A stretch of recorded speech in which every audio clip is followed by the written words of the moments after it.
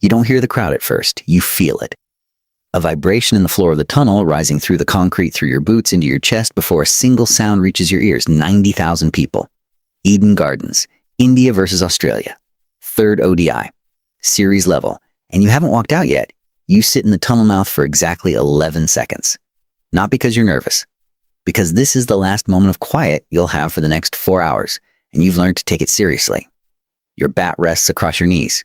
Your gloves are on. Your helmet visor is up. You breathe in through your nose for 4 seconds and out through your mouth for 6. Your mental conditioning coach taught you that breathing pattern in 2015, and you've used it before every inning since. India needs 180 runs, 25 overs. Their best fast bowler is fresh. He bowled 3 overs in the power play and rested. He's been waiting for you. You stand up. The noise hits like a physical thing. The walk from the dressing room to the crease is 47 steps. You've counted them before. Not obsessively. Once, on a quiet day, just to know. Knowing things is how you operate. Knowing the exact dimensions of what you're walking into. The pitch has a crack developing on a length outside off stump. You noticed it during the opposition's innings. Your analysts confirmed it. The fast bowler will target it in the first 3 overs. You know this. He doesn't know you know this. The crowd is chanting your name and it sounds like pressure, not support. You stopped hearing the difference years ago. Pressure and support feel identical at this level. Both are just noise that belongs to the people making it, not to you. You reach the crease. You tap it twice with your bat. You look up at the field placement. Mid-off, slightly square. Deep point. No fine leg. First ball. 149 kilometers per hour. Outside off stump. Moving away. You watch it all the way into the keeper's gloves and leave it alone. The crowd exhales. You're already thinking about the second ball. What people don't understand.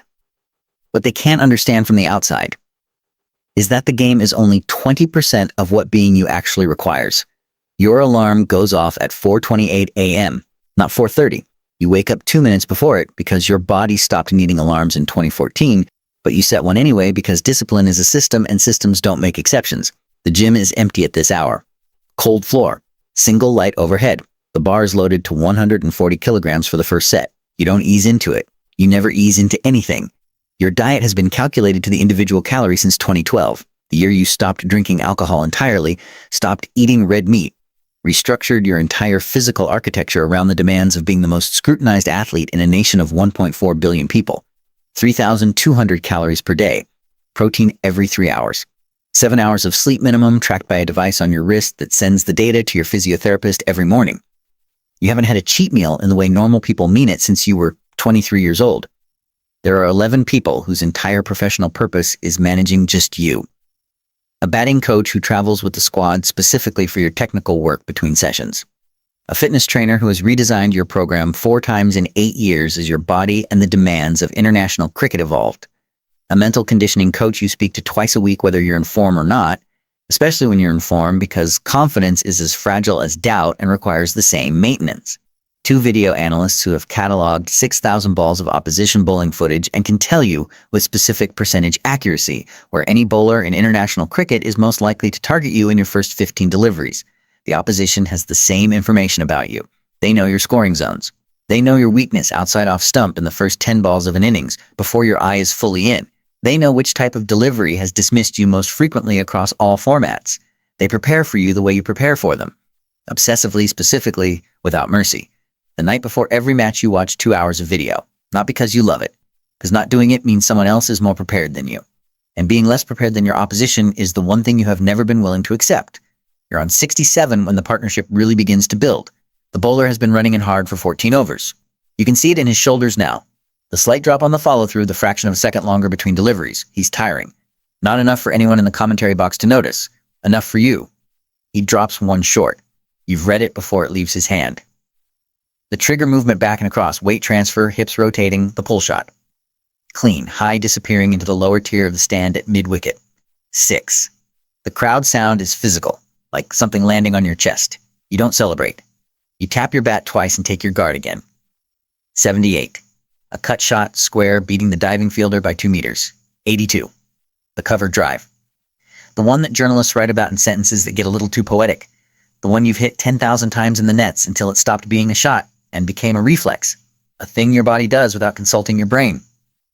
Ball pitches full on off stump, weight transfers forward, bat face angled at the precise moment of contact.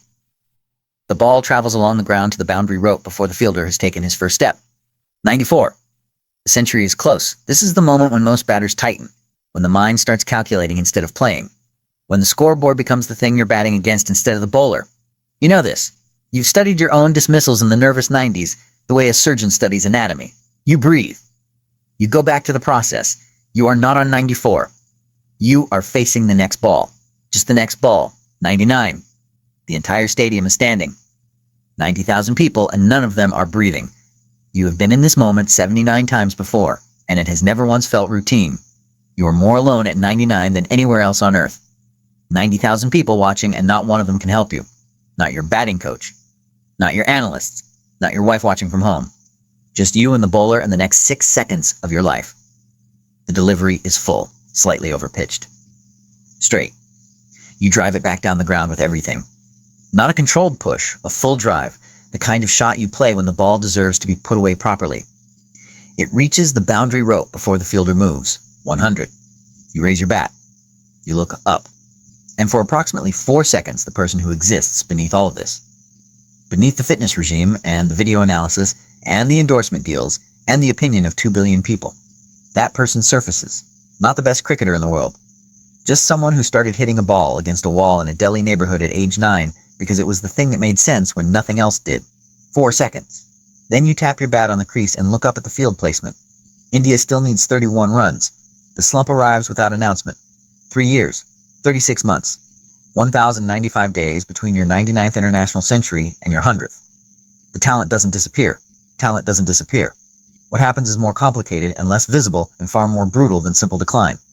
Social media becomes a specific kind of war with your name at its center. Every dismissal, every single one across 3 years of still performing, still contributing, still being one of the best batters on the planet by any objective measure, is processed through the algorithm and returned as content. Analysts on YouTube with 300,000 subscribers break down your feet movement in slow motion. Panel shows in 3 countries debate whether you are finished. Finished. A word applied to a man who is still averaging 47 in international cricket.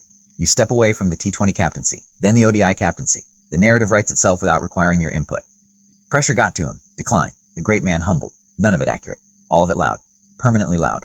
The kind of loud that doesn't stop when you leave the ground, or turn off the television, or close the app. It lives in the phones of the people around you who haven't learned not to read it. Your phone has 2.4 million unread WhatsApp messages. Not a metaphor. A literal number that stopped updating properly in 2021. You set the notification to silent before a series in South Africa and never turned it back on. The people closest to you absorb what you've trained yourself not to. Your wife reads things written about you that you've made a decision not to engage with. She doesn't have the same armor because she didn't build it the same way. Her armor was built for a different life. Your family sits with the noise that you've learned to step around. That is perhaps the cost you didn't fully calculate when you chose this. The young fast bowler from a rival country dismisses you cheaply in the second test. He celebrates with an intensity that is specifically designed to mean something. You watch it without expression. You add his name to the list of problems to solve. You solve it 11 weeks later in the return series. He doesn't celebrate that time. The 100th century comes on a Tuesday afternoon in Ahmedabad. No particular drama. Full delivery, on stump, flicked through mid-wicket. The ground erupts. A number that seemed to have become impossible becomes simply the next number. The same journalists who had been writing the final chapter write the resurrection instead. You read neither. You learn to stop reading both because they were written by the same people for the same audience, and neither version had very much to do with you.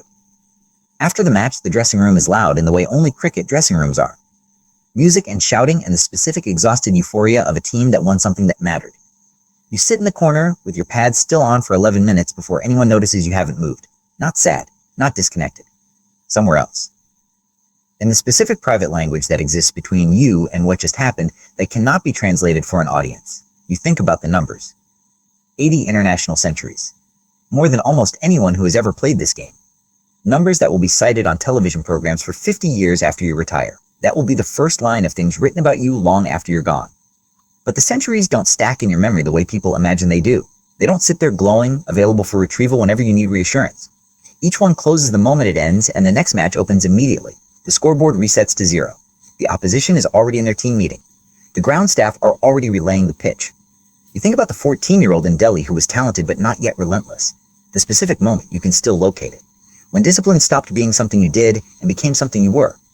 When the 4:30 a.m. alarm stopped being a sacrifice and became simply the beginning of the day.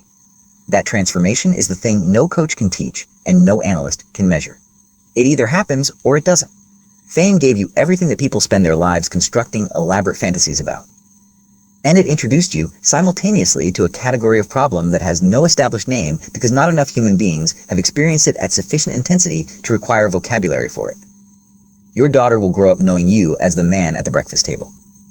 The one in plain clothes who makes her laugh and reads to her and is present in the specific unhurried way that the rest of your life never permits. She will know the other version exists. The billboards, the jerseys, the noise. But it'll be secondary information. Background. Not the main thing. That is the thing that matters most.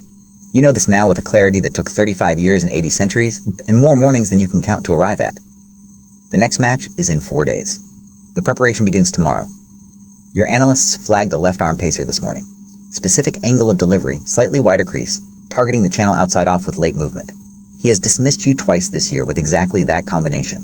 You already know what you're going to do about it. They'll call you the greatest of your generation.